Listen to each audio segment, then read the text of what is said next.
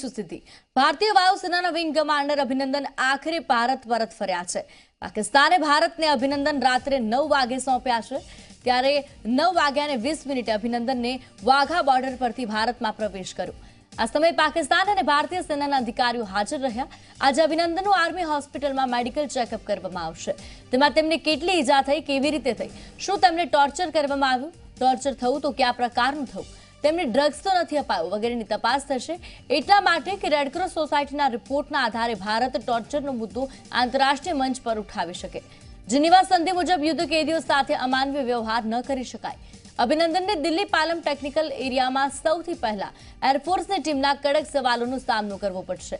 તેમને પૂછવામાં આવશે કે પાકિસ્તાનનો તેમની સાથે વ્યવહાર કેવો હતો, ત્યાં શું પૂછવામાં આવ્યું, કેટલી વખત પૂછપરછ થઈ, તમે શું જવાબ આપ્યો। અભિનંદનથી સંતુષ્ટ થયા બાદ રિપોર્ટ સરકારને મોકલવામાં આવશે।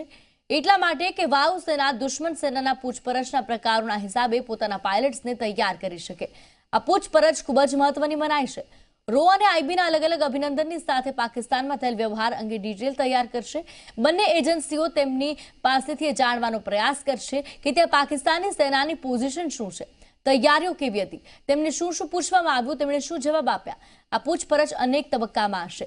આ તમામ ચકાસણીમાંથી પાસ થયા બાદ અભિનંદનને પરત ફાઇટર પ્લેન ઉડાડવાની મંજૂરી અપાશે। ત્યારે મહત્વનું છે કે સવારે 11 કલાકે વાઘા બોર્ડરે અભિની એક ઝલક જોવા માટે એકઠા થયેલા હજારો લોકોને સાંજે 6 વાગે ત્યાંથી પરત હટવું પડ્યું। ભારતીય વાયુદળની ટીમે અભિનંદનને રિસીવ કર્યો, ત્યારબાદ તેમને દિલ્હી લઈ જવાયા।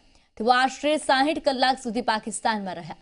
અભિનંદનને સવારે છોડવાના હતા, પરંતુ ડોક્યુમેન્ટેશન પ્રક્રિયાને કારણે છેક રાત્રે 9 કલાક અને 22 મિનિટે તેઓ ભારતમાં પરત થઈ શક્યા।